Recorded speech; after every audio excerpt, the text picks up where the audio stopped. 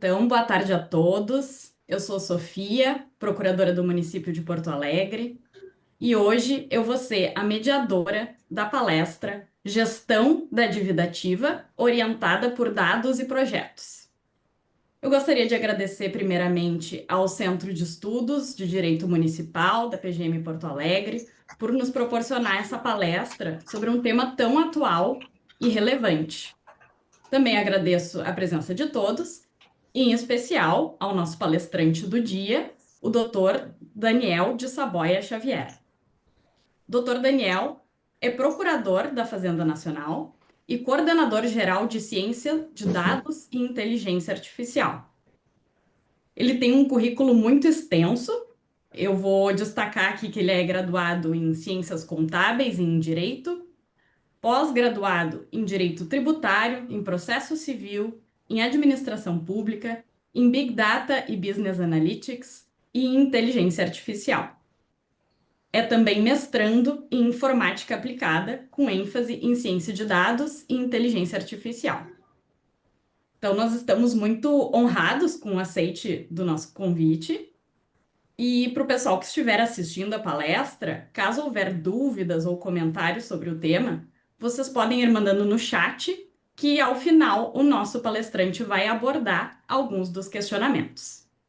Então, sem mais delongas, eu passo a palavra para o nosso palestrante, novamente agradecendo pela presença. Pode ficar à vontade para iniciar a sua exposição. Obrigado, doutora Sofia. Obrigado à PGM de Porto Alegre pelo convite. Obrigado ao CEDIM. É um prazer enorme falar sobre esse tema tão relevante, tão caro hoje, né, em tempos de ajuste fiscal e de necessidade de prover o Estado de recursos públicos justos, né, sem aumento de carga tributária, de forma a realmente promover uma justiça fiscal. É importantíssimo o tema gestão da dívida ativa como uma forma racional de fato, equilibrar e permitir com que cada contribuinte suporte o ônus da tributação na medida da sua capacidade contributiva, que é o que a nossa Constituição determina. Não é? Então, eu fico feliz pelo convite. Vou falar um pouco, não é, da história da PGFN em relação a esse tema. Gestão da dívida ativa é um tema extremamente abrangente, e isso só foi possível quando, né, e é o tema da palestra, nos orientamos por dados e por projetos. Né? A gente também tem orientação por processos, mas o meu enfoque hoje é na orientação por dados e projetos. Eu vou pedir permissão para compartilhar a minha tela. Tenho uma pequena apresentação para fazer, acredito que já esteja aparecendo para todos vocês. Né? E aí eu começo com esse mapa mental, né? E aí até servindo como um norte para as procuradorias públicas, não apenas as procuradorias municipais, mas as procuradorias estaduais. Aqui nós gostamos muito de trabalhar com mapas mentais para que a gente organize de fato as ideias e consiga transformar isso em projetos, né, projetos em produtos e produtos em entregas efetivas. O que eu quero dizer para vocês é que a recuperação de créditos ela está envolta numa série de grandes temas, né, de sub-áreas. Essas são as áreas mapeadas pela PGFN. Aqui é o racional, né, é o que está por dentro da gestão da dívida ativa da PGFN. Né? Quando a gente fala do tema de recuperação de créditos, né, gerir a dívida ativa, ela tem esse grande macro propósito, digamos assim, recuperar créditos que não foram pagos a tempo e modo e hoje precisam de fato ser recuperados. Então, quando a gente fala de recuperação de créditos, nós estamos cercados de um conhecimento que precisa ser... Opa, eu acho que tem algum microfone vazando. Opa, pronto, resolvido. Então, nós precisamos nos cercar de conhecimento, né, de sub-áreas que potencializam ou potencializarão a efetividade desse processo de trabalho, dessa política pública. Isso aqui é uma política pública. Nós somos advogados públicos, mas executamos uma política pública, que é a política pública de recuperação de créditos, de combate à sonegação, e aí indiretamente combate à lavagem de dinheiro, etc. Então, dentro dessa política de recuperação de créditos, nós temos a política de cobrança judicial, que vem a execução fiscal já conhecida, mas ela antes, né, a cobrança judicial ela tinha uma importância muito grande no passado, a PGFN ajuda praticamente tudo, apenas estabelecendo um limite mínimo ali de valor, e hoje nós passamos a investir muito nas outras estratégias de cobrança, especialmente a cobrança administrativa. Então, para cada sub-área dessa, nós temos uma série de outras, né, macros ou micro-áreas de interesse ou de atuação. E eu cito aqui o rating da dívida ativa, foi o nosso primeiro grande projeto, e talvez um dos projetos mais relevantes hoje dentro da PGFN, nos permitiu a seletividade da cobrança, mas nós temos, enfim, o procedimento administrativo de reconhecimento de responsabilidade, aqui na caixa da cobrança administrativa, nós temos a certidão de regularidade fiscal, nós temos comunicações, né, cartas, né, notificações por perfil, nós temos a nossa lista de devedores, protesto seletivo, o cadastro de inadimplentes, usamos órgãos de proteção ao crédito, né, SPC, Serasa, enfim, a verbação pré-executória. Nós lidamos muito hoje, a gente tem uma sub-área aqui, que é a conformidade fiscal cooperativa, a consensualidade, que iniciou-se lá em 2018 com o negócio jurídico processual, e a partir do final de 2019, com a MP 899 convertida na Lei 13.988, começamos a lidar com transação baseada em capacidade de pagamento. Do lado aqui da cobrança judicial, nós temos monitoramento de devedores falidos, o ajuizamento seletivo, a cobrança judicial ordinária através da identificação simples, né, de bens penhoráveis, a trilhas de investigação, né, trilhas tanto de investigação quanto de fraude fiscal, cada uma com a sua complexidade. Mas nós também exercemos o controle de legalidade prévio e posterior, né, para higienizar o nosso estoque, fazemos gestão de risco, temos relacionamento com o contribuinte, com o judiciário, enfim.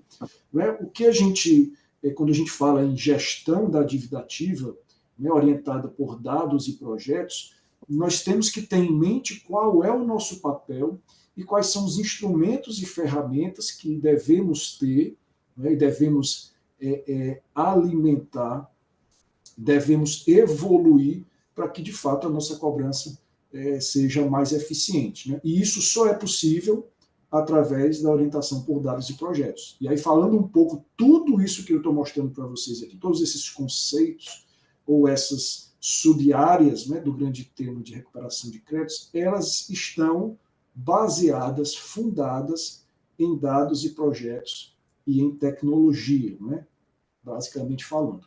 E quando a gente fala em tecnologia, vem também o mapa mental da tecnologia, né, que é o Big Data e a inteligência artificial, na era da popularização da inteligência artificial, né, como os LLMs, GPTs, Gemini, Llama, Mistral e etc., etc., não é possível a nenhuma instituição, seja ela pública ou privada, hoje sobreviver sem evoluções tecnológicas. E aqui eu coloco com destaque em verde a PGFN e os seus grandes processos de trabalho. Né? Quando nós falamos de projetos, gestão por projetos, governança, etc., e também aqui eu sempre falo isso para as procuradorias, eu sempre abro esse parêntese aqui na minha apresentação, nós estamos falando de gestão por projetos. Quando a gente fala de gestão por projetos, imediatamente tem que vir à mente uma coisa chamada planejamento estratégico. A instituição necessita estabelecer o seu planejamento estratégico, estabelecer os objetivos estratégicos, estabelecer a sua cadeia de valor, mapear os seus processos de trabalho, que é isso, né? Basicamente, não deixam de ser processos de trabalho, e preparar projetos para que esses processos de trabalho, né, que são produtos, né, grande parte deles, produtos de projetos, virem realidade. E aqui, representando a nossa cadeia de valor, não é? Os nossos macroprojetos, nossos macroprocessos de trabalho, a gente tem a cobrança judicial seletiva, combate à fraude, cobrança administrativa, investigação, redução de litigiosidade, controle, tudo isso que eu falei naquela árvore, né, ali em cima, está aqui representado. E para que isso vire realidade, eu preciso, e aqui, novamente, me orientar por dados, né, e projetos. E a orientação por dados, no mundo do Big Data, ela precisa estar fundada também numa série de sub-áreas. Né? Nós precisamos armazenar dados, foi o nosso primeiro grande passo. Né? Construir os nossos próprios bancos de dados, seja com dados que nós temos domínio, né? Que nós somos os responsáveis, os próprios dados da dívida ativa, dados cadastrais dos contribuintes, enfim, os dados que nós coletamos dos contribuintes quando eles solicitam algum serviço da PGFN, né, no momento do atendimento, enfim. Nós temos dados que recebemos a partir de acordos de cooperação com outros órgãos. Então, nós temos aqui um processo de trabalho que é firmar acordos de cooperação. Então, nós temos, né, dentro de uma determinada coordenação, colegas que monitoram origens de dados, monitoram instituições que são administradoras de bases de dados, e uma vez havendo interesse na base de dados, a PGFN busca, né, firmar acordos de cooperação para receber esses dados mediante integração. E aí vem a questão de coleta, integração de dados, enfim. Então, nós recebemos dados de diversas origens, não apenas da Receita Federal, mas de órgãos, enfim, de restrição ao crédito, de órgãos de registro de veículos, de cartórios, de órgãos, enfim, de registro de aeronaves, de embarcações. Nós temos uma área aqui dentro do nosso laboratório, dentro da coordenação de ciência de dados e IA, nós temos uma área que lida apenas com fontes abertas, né? A inteligência de fontes abertas, nós temos muitos dados valiosíssimos disponíveis em fontes abertas. O programa de transparência ativa de diversos órgãos permite e determina muitas vezes que dados sejam divulgados. Então, nós temos aqui uma equipe dedicada a buscar esses dados em fontes abertas, que são riquíssimos, mas para isso nós precisamos ter segurança, respeito ao sigilo, respeito à LGPD, nós precisamos ter governança. Tudo isso gera a existência de um projeto e de um produto. Né? Também na parte de visualização e analytics, nós temos uma área dentro da coordenação geral que trabalha só com isso, né? Com estruturação de dados, com analytics, com BI, com a parte de mineração, com as análises estatísticas para que a gente extraia valor dos dados, extraia conhecimento dos dados. E vejam, gente, aqui não é uma área de TI, não, a área de TI é relevantíssima em qualquer instituição, a tecnologia da informação. Mas hoje existe uma confusão entre ciência de dados e TI. Os cientistas de dados podem ser originários das áreas de ciência da computação e TI, mas nós temos cientistas de dados que vêm de diversas outras áreas, da engenharia, da medicina, da psicologia. Então, o cientista de dados, a sua principal função não é desenvolver um software, desenvolver uma aplicação. Com base no seu conhecimento de domínio, né? Então, um médico, um psicólogo, um advogado, né? Com base no seu conhecimento jurídico, ele tenta utilizar, e aí sim, a sua necessidade de formação multidisciplinar, e a gente vai tocar nisso daqui a pouco. Ele precisa conhecer um pouco de estatística, e aí eu sei que para os advogados às vezes isso é um desafio, ele precisa entender um pouco de contabilidade, de economia, de programação, para conseguir extrair conhecimento dos dados com os quais ele trabalha, para desenvolver, por exemplo, um painel de jurimetria e poder estimar, por exemplo, se aquele mandato de segurança que o contribuinte entrou na primeira vara de Porto Alegre tem a probabilidade ou não de ter a segurança concedida, ou na segunda vara ele ter ou não a segurança concedida. O profissional da área jurídica que envereda pela área de tecnologia, e não é a TI, né, é a área de desenvolvimento de competências e habilidades analíticas, ele consegue sim, a partir dos dados, estimar essas probabilidades e a partir daí definir melhores políticas, por exemplo, de redução de litigiosidade e etc.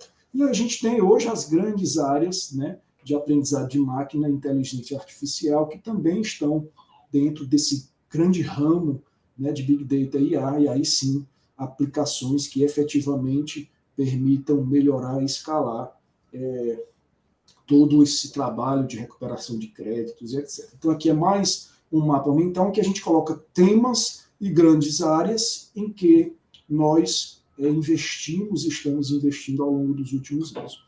E aí, falando um pouco em projetos, né, aqui no laboratório, como nós lidamos com projetos diariamente, né, nós somos orientados por projetos e por dados, todos os nossos projetos, eles lidam com, isso aqui é a nossa arquitetura, não é? É o que tem, as ferramentas garantem o armazenamento, a escalabilidade, a coleta, a integração e a segurança, né? Então a gente tem uma arquitetura muito bem definida que permite processar grandes massas de dados, a nossa infraestrutura de Big Data, a gente consegue estruturar dados estruturados, não estruturados, nós temos computação em nuvem, nós temos todo um trabalho de ETL, preparo dos dados, para aplicar, né, nessas ferramentas e soluções tecnológicas e analíticas, de forma a, com esse, né, portfólio de tecnologia, pessoas e conhecimento, a gente consiga, enfim, melhorar a prestação desses serviços públicos alinhados ao nosso planejamento estratégico e à nossa cadeia de valor. Isso é importante, né? O alinhamento estratégico ao planejamento estratégico. Então, se a instituição não tiver planejamento estratégico, ela já está começando errado. Ela precisa ter um planejamento estratégico. E esses projetos, para atingir esses propósitos, precisam estar alinhados a esse planejamento estratégico. Isso é de suma importância. E falando em projetos, nós temos aqui, né, isso aqui enfim, um recortezinho de uma ferramenta de gerenciamento de projetos que nós criamos aqui, chamada Prometeu, em que nós acompanhamos, né, no nível estratégico até o nível operacional a execução dos nossos projetos aqui do laboratório, né? E a gente consegue avaliar a conclusividade desses projetos, a gente consegue gerenciar as entregas desses projetos e consegue mensurar a relevância desse projeto para o planejamento estratégico da instituição. Por isso que eu estou batendo muito nessa questão de planejamento estratégico e alinhamento estratégico.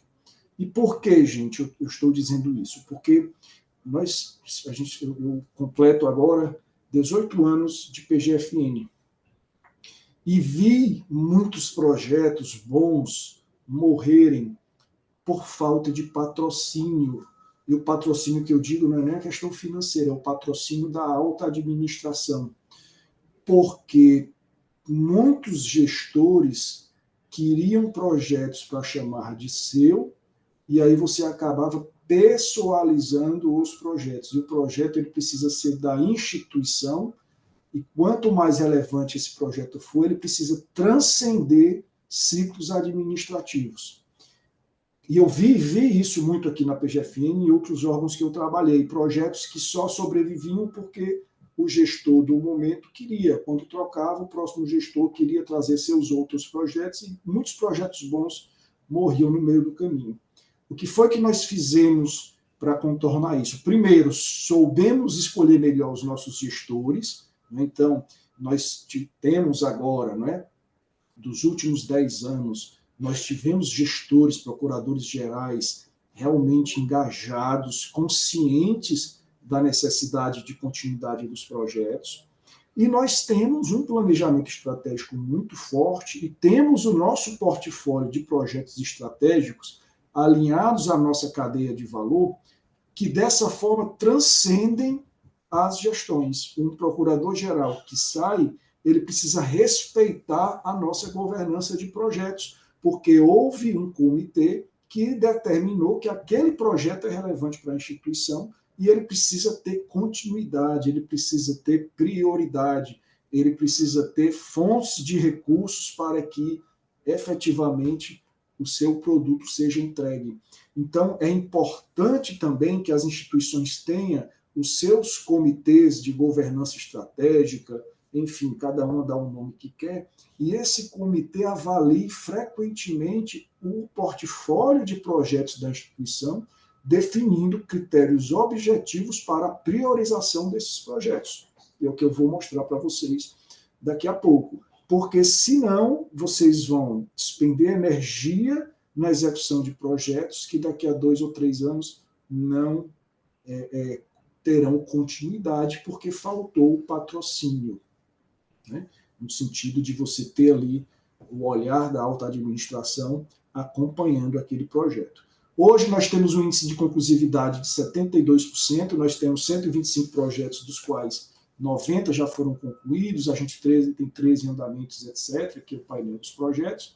E aqui nós acompanhamos, né, eu omiti aqui alguns projetos que são sensíveis, sigilosos, mas, por exemplo, a gente tem projeto de aplicação de inteligência artificial no PRDI. Quem não conhece o PRDI, está lá na portaria PGF 33, é o pedido de revisão de dívida inscrita, um instituto que nós criamos lá em 2018, com a edição da portaria 33, e nós temos um projeto hoje de aplicar inteligência artificial nas análises, né, nas pré-análises dos pedidos de revisão de dívida inscrita, já minutando lá o despacho para o procurador, com todas as informações. Então, o contribuinte geralmente entra com pedido de revisão alegando pagamento, alegando prescrição, alegando decadência, enfim, alegando uma série de coisas, né, com base nos dados que nós fomos coletando ao longo dos anos. Nós conseguimos, primeiro, já fazer uma predição com base no modelo preditivo, no modelo de classificação, da probabilidade daquele requerimento ser deferido ou indeferido. Isso nós já aplicamos. Então, quando o procurador recebe o requerimento, ele já vai com a probabilidade, isso ajuda nas triagens, a gente prioriza os requerimentos com maior probabilidade de ser deferidos, etc. E hoje nós já estamos aplicando em prova de conceito LLMs para quê? Com base na massa de informações. Então, se o contribuinte alega prescrição, nós temos a data da constituição definitiva, nós temos a lista de ocorrências de eventos interruptivos ou suspensivos da prescrição daquele crédito, a gente sabe se ele foi ajuizado, se não foi, se o contribuinte em algum momento parcelou, se o contribuinte em algum momento fez algum pagamento parcial, se foi protestado ou não foi protestado. Então, nós temos todas essas informações e até poderíamos, sem inteligência artificial, apenas com regras de negócio explícita, como fazemos para outros projetos, dar uma estimativa da veracidade ou não daquele requerimento do contribuinte. Então, todos esses projetos a nossa ferramenta acompanha, nós temos responsáveis, a gente tem também aqui, para adequação LGPD, o catálogo de inventário de metadados, né? A gente tem que classificar como tratamos dados pessoais. Nós, como curadores de dados, somos obrigados a ter o nosso catálogo de metadados, categorizando cada campo de cada tabela como um dado pessoal ou um dado pessoal sensível, ou não é um dado pessoal, mas é um dado protegido por sigilo fiscal, por sigilo bancário. Então, a gente tem aqui projetos, né, de inventário e catálogo de metadados para garantir que estamos tratando dados em adequação à LGPD, por exemplo, né? E aqui nós começamos como eu falei para vocês, né, a importância de um alinhamento estratégico de projetos. Nós definimos critérios objetivos para priorização de projetos, né? E aí eu citei aqui alguns projetos, por exemplo, o rating da dívida ativa, o Chat PGFN, que é um projeto de IA generativa que nós estamos criando em parceria com a UNB, né, para gestão de conhecimento, para minuta de peças, para, dado uma petição inicial, me sugira a contestação, dado uma sentença, me diga se a União ganhou ou perdeu e já me sugira a apelação com base na massa de conhecimento produzida dentro da PGFN, por aí vai. E todos esses projetos, eles têm critérios, né, de agregação de valor organizacional, de complexidade técnica, de avaliação de risco. Todas essas métricas nos ajudam a definir a prioridade desses projetos, de forma que nós temos aqui nosso mapa de priorização, né, com base em duas componentes, que é a agregação de valor e a viabilidade, né, que é decomposta em três critérios, enfim, de complexidade técnica, de abrangência e de risco e etc. A gente tem a nossa matriz aqui, né, de projetos e a gente consegue enxergar quais de fato são os projetos mais relevantes, que agregam valor e aqui tem o relacionamento à cadeia de valor da PGFN. Então, por exemplo, o rating da dívida ativa é um dos nossos projetos mais importantes, né? Na verdade, já é um processo de trabalho, mas como ele está sempre em constante aperfeiçoamento, a gente sempre abre um novo projeto quando vai mudar o modelo, a abordagem, por exemplo. Então, ele se relaciona, por exemplo, a 8 macroprocessos dentro da nossa cadeia de valor. Então, ele é um projeto altamente relevante, por isso que tem o maior nível de priorização aqui dentro da nossa em relação à agregação de valor à organização. Então, é assim que nós priorizamos projetos e que nós damos perenidade a esses projetos dentro da instituição.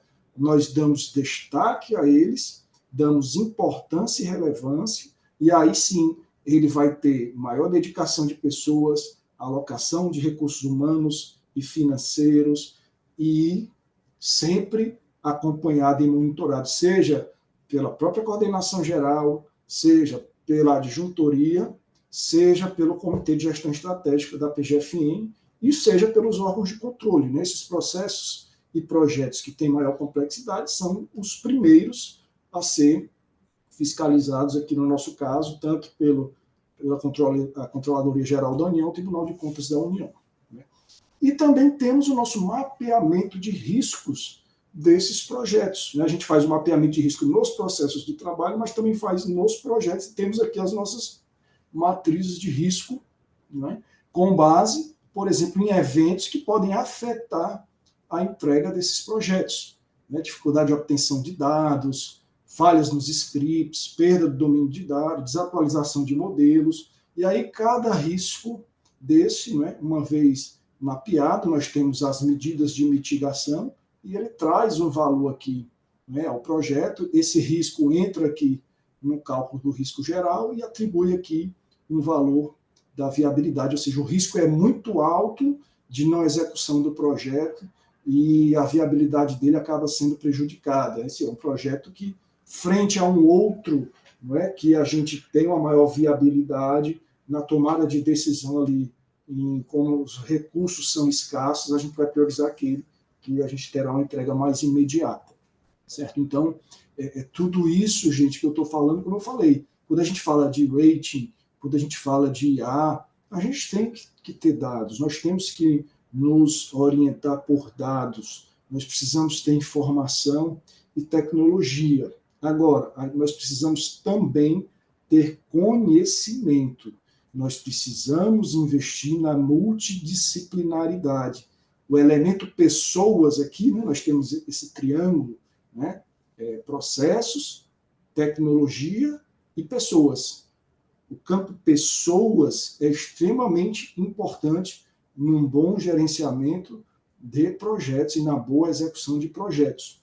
E é por isso que aqui no nosso laboratório nós temos a pessoa, nós temos hoje, recebemos recentemente mais 2 procuradores, hoje somos 5 procuradores da Fazenda Nacional, né, todos com certificações na área de Big Data, Analytics, Inteligência Artificial, enfim, na área de programação, todos estudam isso, né?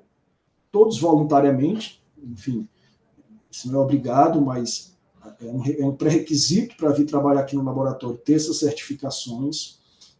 Temos uma equipe multidisciplinar, nós temos estatísticos, nós temos os procuradores da Fazenda, nós temos procuradores da Fazenda graduados em ciências contábeis, em economia, engenharia, nós temos engenheiros também, administradores de empresa, enfim, nós temos uma equipe multidisciplinar, vamos receber um economista agora na segunda-feira, espalhados pelo Brasil. Né? A gente busca talentos ao longo do Brasil, nos permitimos, como uma maneira de melhorar as nossas entregas, um regime de home office. Então, o laboratório, eu estou aqui em Fortaleza, por exemplo, né, mas nós coordenamos uma equipe que está espalhada pelo Brasil inteiro, até no Rio Grande do Sul. Né? Aí em Porto Alegre nós temos um representante aqui no nosso laboratório. Temos em Recife, temos em Brasília, em Goiânia, em São Paulo, enfim, né, todos trabalhando em regime de home office. Isso é uma iniciativa, é um modelo de gestão que deu muito certo, porque nós acompanhamos a execução. Cada projetinho desse aqui, ó, tem um líder aqui, eu não sei, eu cobri aqui, não é porque é uma informação sensível, mas cada conjunto de projetos aqui, nós temos os líderes dos projetos, nós temos as equipes que acompanham os projetos, nós temos o cronograma do projeto com as datas, né, de início, nós temos as tarefas dentro do cronograma, então conseguimos gerenciar a equipe, né, a partir disso. Não interessa se ele trabalha aqui, se ele trabalha em Porto Alegre, no Acre, né, fora do Brasil, fora do planeta Terra, não interessa. O que interessa é que ele tem um produto para entregar, tem um cronograma para cumprir, e nós acompanhamos o progresso dos projetos, o status da tarefa, e fazemos reuniões periódicas, ponto de controle de cada projeto, para avaliar o acompanhamento, identificar riscos e gargalos, tentar ajudar, né, em alguma trave, alguma dificuldade. Buscamos cursos, às vezes, por exemplo, nós recebemos uma demanda para um novo projeto, e a gente olha aqui no nosso mapa de habilidades e competências, né? A gente tem aqui, por exemplo, competências em programação em Python, em R, SAS, SQL, Java, Linux, enfim, nós temos gente muito boa em ETL de dados. Então, nós verificamos aqui, quando recebemos uma demanda e vamos analisar a viabilidade do projeto, eu vejo na equipe se temos pessoas com competências e habilidades necessárias para aquela entrega. Porque se eu não tiver, das duas uma, ou a gente vai recusar o projeto, que é o que a gente menos deseja, ou nós vamos nos capacitar, buscar cursos e, enfim, tentar adquirir as habilidades necessárias para executar, ou vamos fora, né, tentar nacionalmente, dentro da PGFN, buscar talentos na área, ou até fora da PGFN. Né? Tanto é que nós temos aqui pessoas de outros órgãos, nós temos pessoas do Tesouro Nacional, temos pessoas do Banco do Brasil, enfim, né, de outros órgãos fora do contexto do próprio Ministério da Fazenda. Vamos receber agora esse economista, ele é professor da Universidade Federal Fluminense, é um doutor em economia, mas que entende muito de econometria em linguagem R, por exemplo, então vai nos ajudar bastante. Então, assim, não adianta querer investir em dados e projetos. Nós temos um gerente de projetos, nós temos uma pessoa que nos orienta em relação a como gerenciar projetos. Né? Porque a nossa ferramenta de trabalho aqui, claro, é a tecnologia, mas nós nos orientamos exatamente por projetos que se baseiam em dados, né? Em tecnologia, em análise, em competência analítica e em multidisciplinaridade. Ok? Então, gente, era isso, né, que eu tinha para conversar com vocês hoje. Não sei se a minha tela ainda está compartilhada, acho que eu vou já cancelar aqui. E eu abro para as perguntas, né, se tiverem algumas perguntas, algum comentário, enfim. Essa foi a jornada da PGFN nos últimos 10 anos. Quando começamos o laboratório, era eu apenas e o Cassiano. Nós até escrevemos um artigo no primeiro encontro da dívida ativa que ocorreu no ano passado, né, na revista. Acho que vieram representantes da Procuradoria de Porto Alegre, nós escrevemos um artigo sobre essa história do nosso laboratório. Quando começamos lá atrás, a gente não tinha nada, a gente não tinha absolutamente nada, a gente tinha o Excel e o Access, e muita vontade, era isso que a gente tinha. E aí fomos estudar, eu já vinha, enfim, antes do meu ingresso na PGFN, com formações anteriores, o Cassiano também, que começou comigo, já vinha também com outras formações, começamos a montar o núcleo, colocamos o nosso chapéu debaixo do braço e fomos tentar sensibilizar a alta administração, fomos atrás de financiamento, de recursos, conseguimos um recurso, compramos 10 computadores, né, para estruturar o laboratório na época, um computador com 16 GB de RAM, por exemplo, naquela época era algo, né, fabuloso, hoje em dia já nem tanto. Conseguimos uma doação da Encla de um banco de dados SQL Server para começar a montar a nossa base de dados. Conseguimos sensibilizar a alta administração, conseguimos a estrutura mais robusta de dados, e assim veio mais uma pessoa para o laboratório, fomos atrás de certificações, fazer, enfim, cursos de extensão, para fazer pós-graduações, etc, etc. E aí hoje realmente conseguimos chegar num patamar bem satisfatório, claro que sempre com possibilidade e necessidade de evolução da tecnologia. As ferramentas que nós usamos hoje, por exemplo, a Big Data, elas são fantásticas, mas já estão todas desatualizadas. Então, a gente já abriu um projeto para atualizar a nossa arquitetura e infraestrutura em relação a Big Data, inteligência artificial, né? Nos adaptando a isso tudo que o mercado já nos fornece, porque em 10 anos, o que nós construímos já ficou totalmente obsoleto. E olha que é uma arquitetura muito pujante e muito robusta. Mas, enfim, agradeço pela possibilidade de falar sobre esse tema que eu considero tão relevante e fico à disposição para as perguntas. Então tá, doutor Daniel, muito obrigada pela exposição. Foi excelente, muito esclarecedora, muito proveitosa. E acredito que com a sua fala fica muito claro que a forma tradicional de cobrança de crédito não mais se revela eficiente, né? Então, por isso a necessidade da gente refletir sobre uma atuação estratégica na recuperação do crédito, um olhar multidisciplinar, racional, de priorização de projetos e orientada por evidências, conforme a sua explanação. Então, nós tivemos aqui um público bem alto, bem qualificado. Não sei se o pessoal quer fazer alguma pergunta. Acho que o pessoal se assusta também um pouco com o tema, às vezes, dos dados e essa interdisciplinariedade. Mas temos uma pergunta, então, por favor, fique à vontade.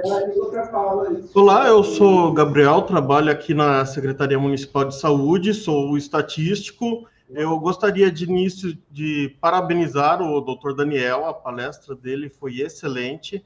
Realmente, o futuro no serviço público é o uso de tecnologias, é o uso de inteligência artificial, machine learning, todo o arcabouço para trabalhar com Big Data. Inclusive, eu vi ali na estante do Dr. Daniel alguns livros que eu também tenho, o Manual de Análise de Dados, o livro de multivariada do Hers, são livros excelentes.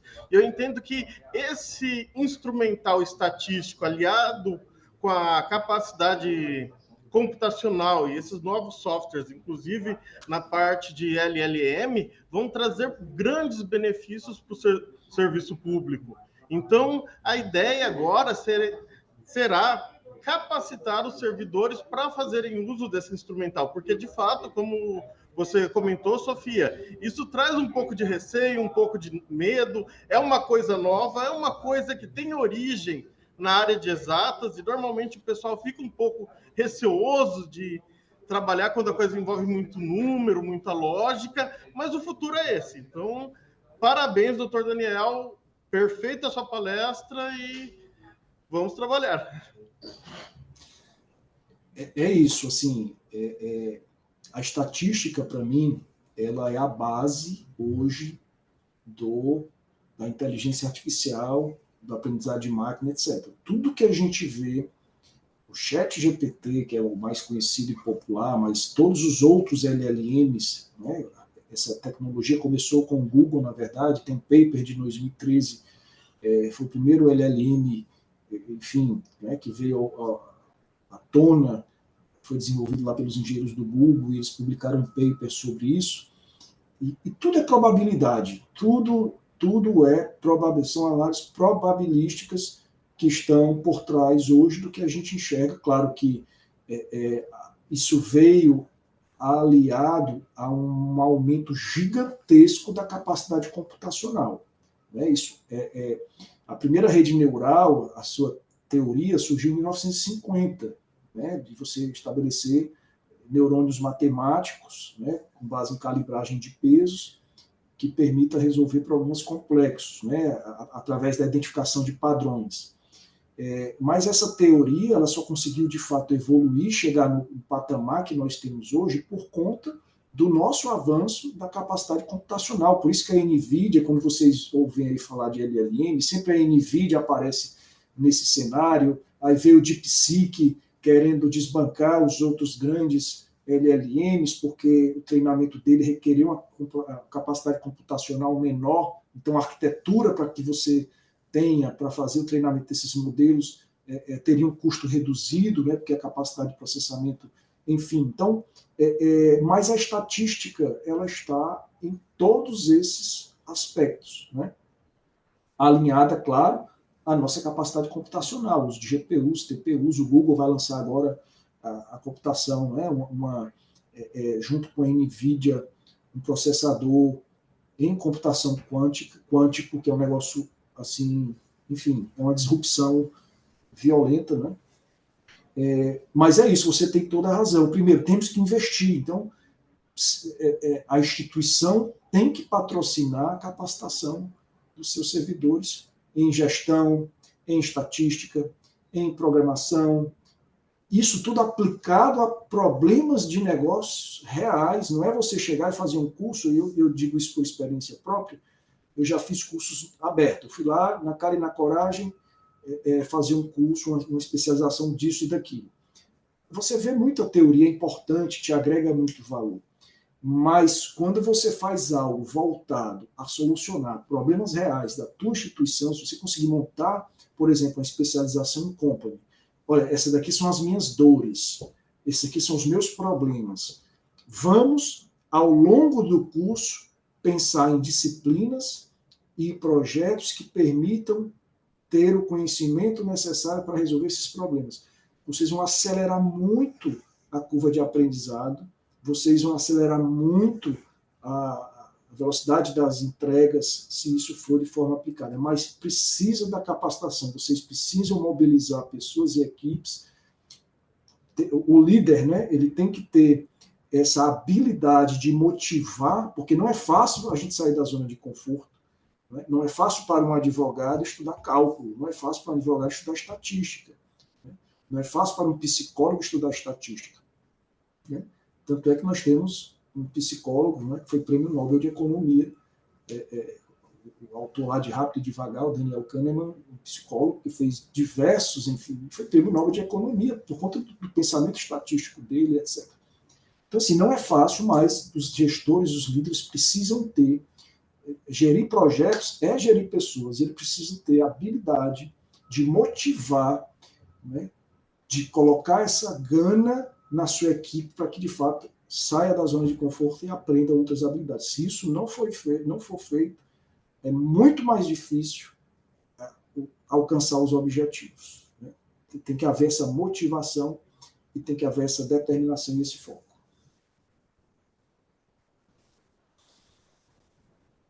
Pessoal, não sei se alguém quer fazer mais alguma pergunta. Pode ficar à vontade. Eu gostaria de fazer uma pergunta, senhora Sofia. Você me ouve? Alô? Agora sim. Estou ouvindo. Assim, posso fazer a pergunta, então?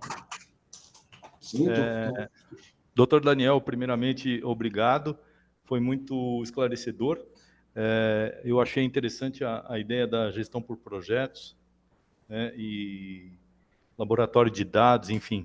Até mesmo o pedido de revisão de dívida inscrita é um instrumento interessante. Eu sou de Diadema e, recentemente, nós conseguimos, via alteração legislativa, trazer a dívida ativa para a Procuradoria-Geral do município. Antes ela ficava com a Secretaria de Finanças. E a gente tinha um problema sério de, de sinergia, né? Agora com a PGM, a dívida ativa acredito que vai ser melhor tratada. Utilizado os seus conhecimentos, que dica o doutor daria para mim ou para nós lá de Diadema para poder fazer uma gestão mais inteligente da dívida ativa? Obrigado. Marcelo, excelente pergunta. Antes, eu quero saudar aqui a Adriana, que é a esposa do Jandrei, não é? Jandrei é nosso grande parceiro, nosso gerente de projetos. Sem ele, viu, Adriana, eu não estaria nem aqui falando, né? Porque ele realmente o prometeu, inclusive, é um filho dele, né? Ele que construiu, que desenvolveu essa nossa ferramenta de gerenciamento de projetos. Então, enfim, fico feliz de poder enaltecer o trabalho dele aqui, né, em público, porque realmente é muito caro para nós. Mas, Marcelo, assim, vamos lá, é um problema realmente que é usual, não é? A gente ter algumas procuradorias que ainda não administram a sua dívida ativa, eu acho que isso é importante, não é? Até a atividade de controle de legalidade, não é? A gente ter esse momento em relação à análise do crédito, principalmente. E o primeiro conselho que eu te dou é isso, começa a enxergar a tua dívida ativa de maneira gerencial, começa a querer enxergar a dívida ativa de maneira analítica, não cada inscrição em si, mas tentando encontrar padrões dentro da tua base, fazendo o que a gente chama de análise exploratória, explora a tua base, você ainda não vai ter perguntas, ou às vezes você já tem perguntas, né? Perguntas de negócio, mas muitas vezes a gente acha a resposta antes de formular a pergunta. Porque quando você faz a análise exploratória, aí você precisa, para fazer a análise exploratória, você precisa ter uma arquitetura por trás. Você precisa pegar essa base de dados que está lá em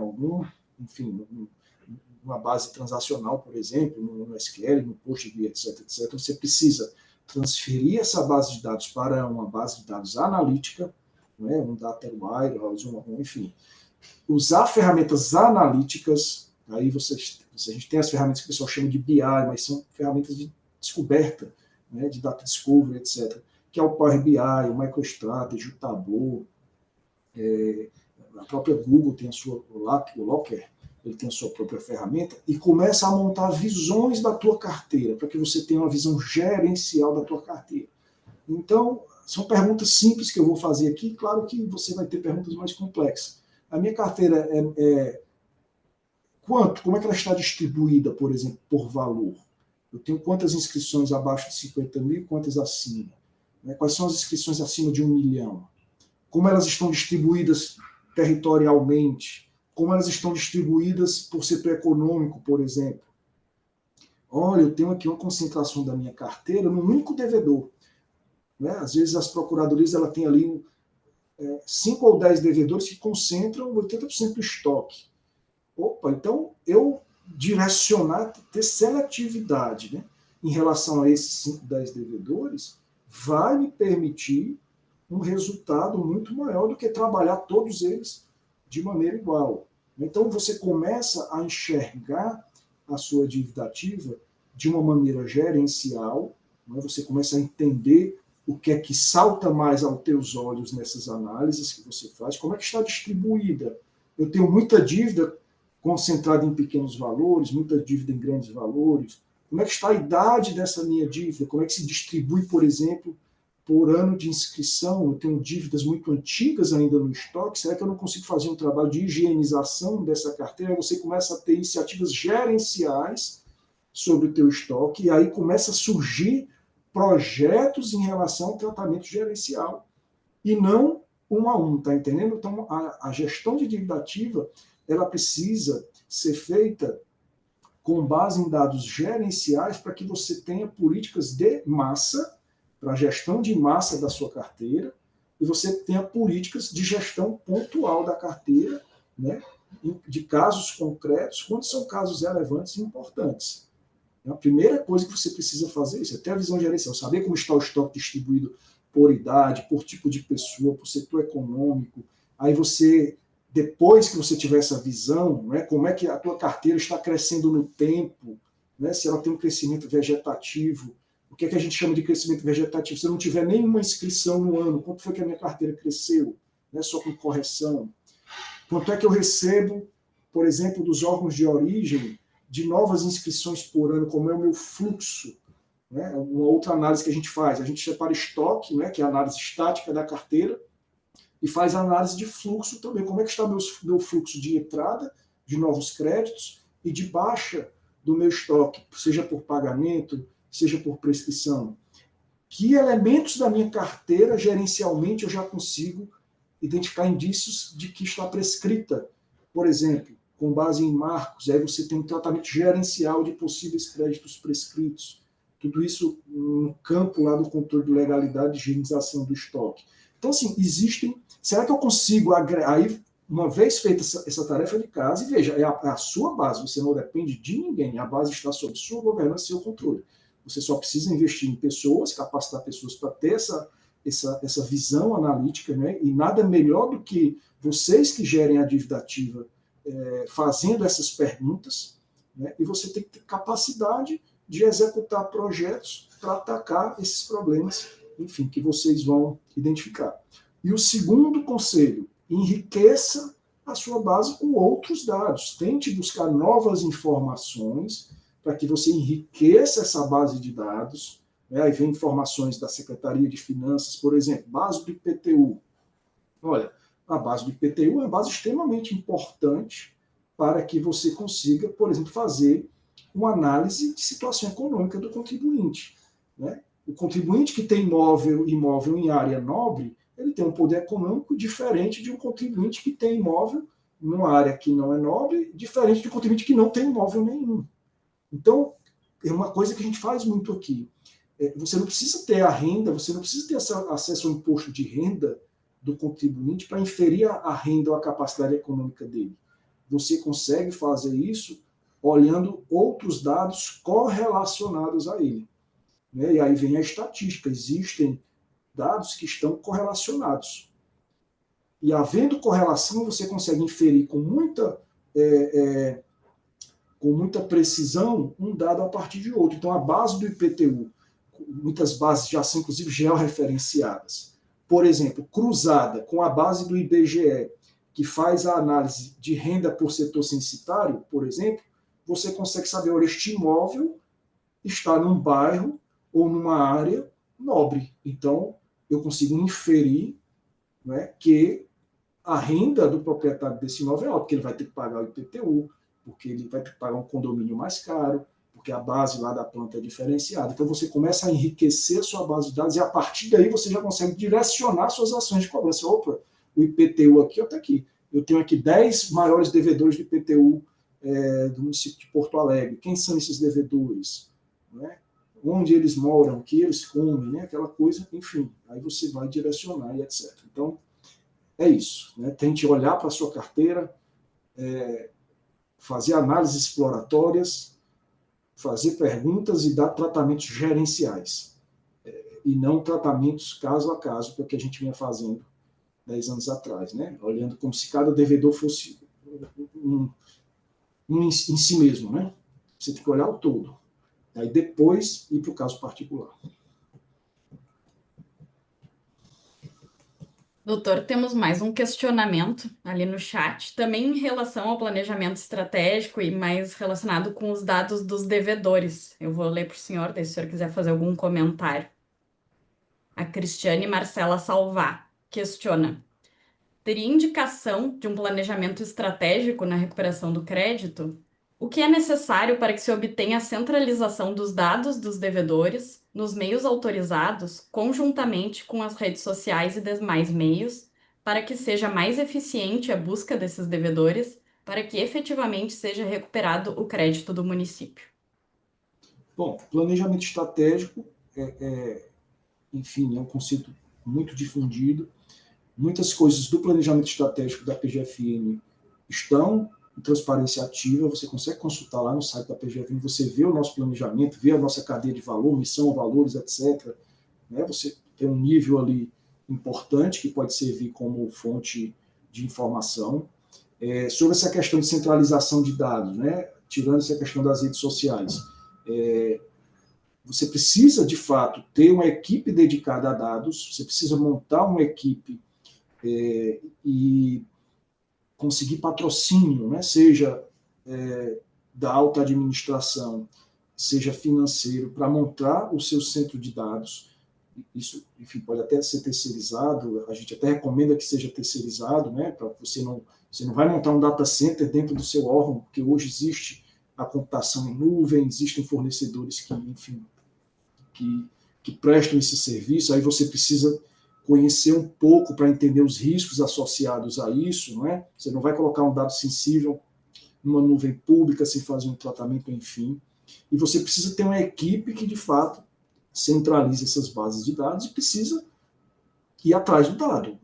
Aí é bater de porta em porta. Você precisa ir lá no Denatran, né, ou no Detran estadual, fazer um convênio para pegar as informações dos veículos. Você precisa ir na Arisp para pegar as informações dos cartórios. Você precisa ir na Secretaria de Finanças para pegar as informações de IPTU e outras informações fiscais que eventualmente eles tenham acesso. Você precisa ir a algum outro órgão de registro aí da sua cidade, fazer acordos para buscar dados. Você precisa visitar as fontes abertas dos portais de transparência ativa. Tem tribunal que divulga precatório. Você precisa ir no TJ do Rio Grande do Sul, pegar a lista de precatórios anual dele. Você precisa ir na transparência ativa dos tribunais de contas, pegar os contratos com a administração pública, tudo isso é dado público que está lá disponível. Aí você sabe que o seu devedor tem um contrato com a administração, você sabe que o seu devedor vai receber um precatório, um RPV, entende? Então, você precisa ter um setor que seja dedicado a isso, né? Não dá para você acreditar que vai conseguir ter isso só com a boa vontade de um ou de outro, sem estruturar dentro da sua instituição, na estrutura de governança da sua instituição. Isso tem que ser um projeto estratégico, tem que estar dentro da cadeia de valor, e você tem que associar pessoas, né, ferramentas, dinheiro, para que essas pessoas consigam fazer isso. A busca em redes sociais, existem técnicas de OSINT, né, que é a inteligência de dados abertos, que você consegue sim buscar dados em redes sociais, né? Enfim, inclusive tem curso no YouTube sobre isso, inteligência de fontes abertas, e aí você vai aprender a buscar dados em redes sociais. A massa de dados você não consegue trazer porque os detentores não querem fornecer a massa de dados, né? O Facebook, o Instagram, né, o X e etc., não vão fornecer, mas existe sim hoje toda uma ciência por trás da inteligência de fontes abertas, principalmente em redes sociais, que esse setor, né, que vocês irão estruturar vai conseguir buscar. Não sei se eu respondi, mas enfim. Pessoal, alguém mais tem alguma pergunta? Pode abrir o microfone e perguntar, botar no chat. Se não, vou passar para o professor para as considerações finais. Opa, Flávio Catarina, não sei se quer fazer alguma pergunta.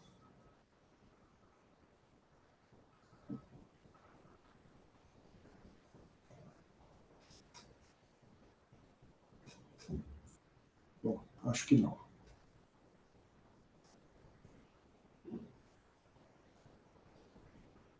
Tá, doutor Daniel, se quiser fazer alguma consideração final para irmos nos encaminhando para o encerramento. É isso, gente. É agradecer. Isso aqui é um mundo, né? Eu tentei ser bem enfático nos temas que nós achamos importantes, né? Assim, fazendo aqui um resumo: planejamento estratégico, pessoas, processos e tecnologia, patrocínio. Vocês precisam, né? Eu não estou falando aqui só de recuperação de créditos, mas eu sei que tem pessoas de outros órgãos que não são apenas de procuradoria, mas, enfim, cada órgão público tem uma política pública para chamar de sua, isso aqui serve para qualquer execução de política pública.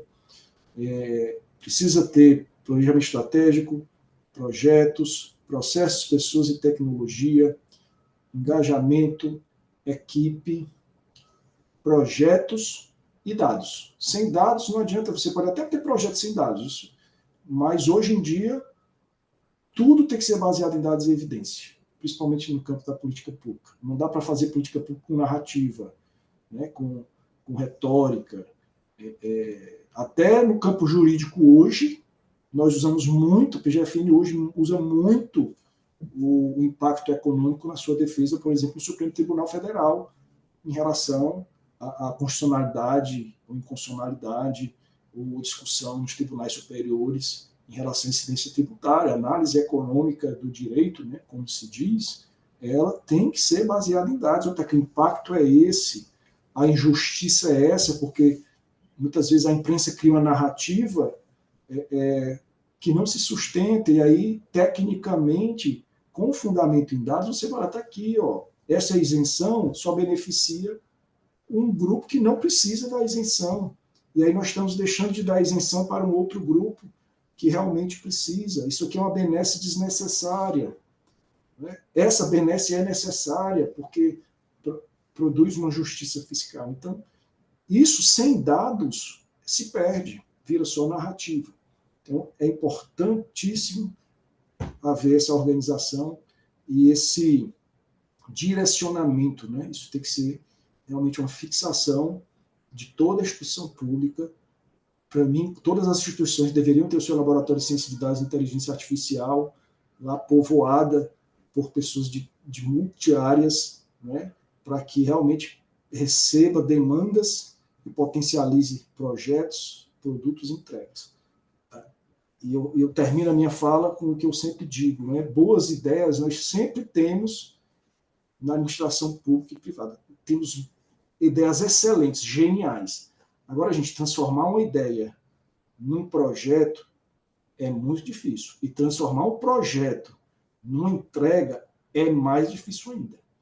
Você executar um projeto do começo ao fim, entregar aquilo que foi demandado, pode ser a ideia genial que for, é muito difícil.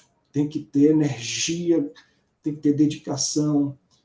Vai dar errado muitas vezes, né? Nós somos laboratório por isso. A gente erra muito. Quantos cientistas erraram até descobrir uma vacina, até produzir, né, a lâmpada? Quantos erraram? É a mesma coisa. A gente vai errar muito, é muito frustrante, mas quando a gente acerta e transforma realmente aquilo em algo novo e algo bom, é muito gratificante. Então, pensem nisso. Boas ideias têm, mas saibam transformar essas ideias em projetos e dediquem energia a ele, né? Tempo, dedicação, equipe, pessoas e dinheiro para transformar isso no produto. Senão, a coisa nunca termina. É isso, doutora Sofia. Te agradeço demais aí e agradeço a todos. Nós que agradecemos. O pessoal está aqui comentando, agradecendo, elogiando a aula, excelente aula. Obrigado, gente. Mais uma vez, eu agradeço ao nosso palestrante e a todos que compareceram aqui na aula. E então, desse jeito, vamos finalizando nosso evento. E um bom dia a todos. Obrigada.